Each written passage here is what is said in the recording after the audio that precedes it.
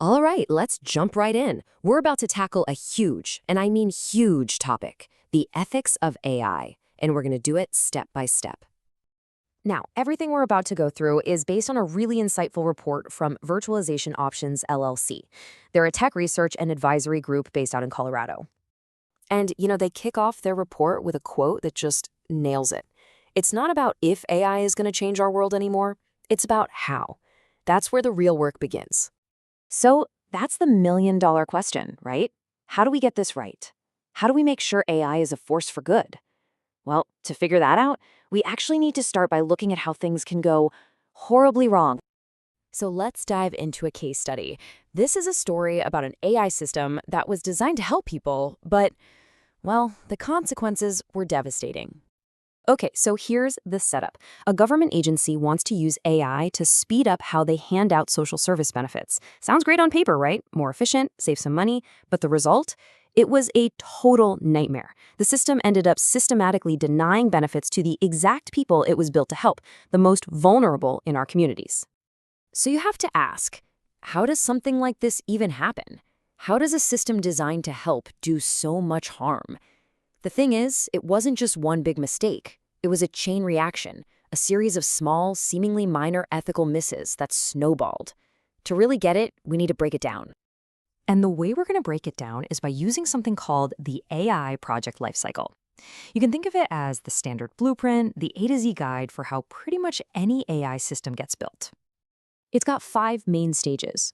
Every single AI project goes through these, from that first spark of an idea to getting the data, building it, launching it, and then keeping it running. And here's the critical part. They're all connected.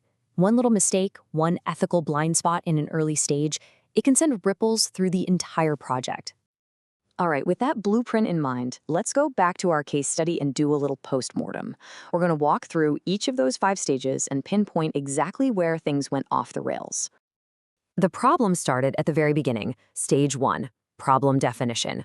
The goal they set wasn't, how can we best serve people in need? Nope. It was, how can we cut costs? By framing the entire project around money instead of people, the human cost was ignored from day one. Okay, stage 2, data. This is a classic garbage in, garbage out scenario. They fed the AI historical data, but that data was already reflecting decades of societal bias and inequality. So what did the AI learn? It didn't just learn the rules. It learned all of our worst biases and then started amplifying them. Then we get to stage 3, development. The team built what's known as a black box model. It was super complex, which meant that even the engineers who made it couldn't tell you exactly why it denied a specific person. If you can't explain the decision, how can you possibly hold anyone accountable for it? You can't. And then, stage 4, deployment. They flipped the switch and basically removed all the human checks and balances. Everything was automated. So if the computer said no, that was it. There was no real appeals process, no person you could talk to. People were just trapped, completely at the mercy of a faulty algorithm. And last, stage 5, monitoring. This is just heartbreaking. Since the only thing they were measuring was, did we save money? Nobody was checking to see if the system was fair, or even accurate. The damage this thing was doing, the systemic discrimination, it went completely unnoticed for years, a silent disaster. So you see what happened? It wasn't one thing. It was like a line of dominoes. One small failure at the start knocked over the next, and the next, and the next, creating this cascade of failure. That is how good intentions can pave the road to a really harmful system. Okay, so that's the problem. It's a bit grim, I know, but now let's talk about the solution. How do we build AI the right way? How do we stop this cascade before it even starts? The answer is being proactive. It's about baking ethical principles into the process from the get-go. And these principles are our North Star. We're talking about things like fairness, making sure everyone is treated equitably, transparency, so we can actually look under the hood and understand why a decision was made, accountability, making it clear who's responsible when things go wrong, and of course the big ones, privacy, safety, and even sustainability. And this is the secret sauce, really. It's not about having an ethics review at the very end. It's about weaving these principles into every single stage of that life cycle we talked about. When you do that, ethics isn't just a box you tick. It becomes a core part of building better, safer, and way more effective tech. And look, This isn't just some feel-good idea. The benefits are real, and they are measurable. For example, when people know an AI was designed ethically, their trust in it shoots up by 76%. It's not just about feelings either. It's about performance. Projects that have real ethical rules in place are more than 3 times as likely to actually succeed and meet their goals. Think about that. Doing it right makes it work better.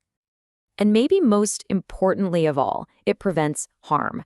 Putting a solid ethical framework in place reduces harmful incidents by a whopping 68%. This is about keeping real people safe from the kind of disaster we saw earlier. Okay, so let's pull back for a second. Why does any of this matter to you?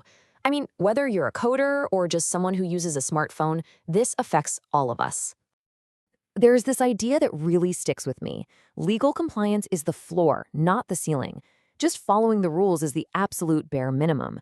The real goal, the real responsibility, is to aim higher. It's about building systems that reflect the kind of world we want to live in, not just one that squeaks by the current regulations. Which brings us to one final, and I think, pretty profound question. Every day, these AI systems are learning from us. They learn from our data, our choices, our history, our biases. So we have to ask ourselves, what are we teaching them? With every click, every post, every line of code, what values are we showing them about what it means to be human?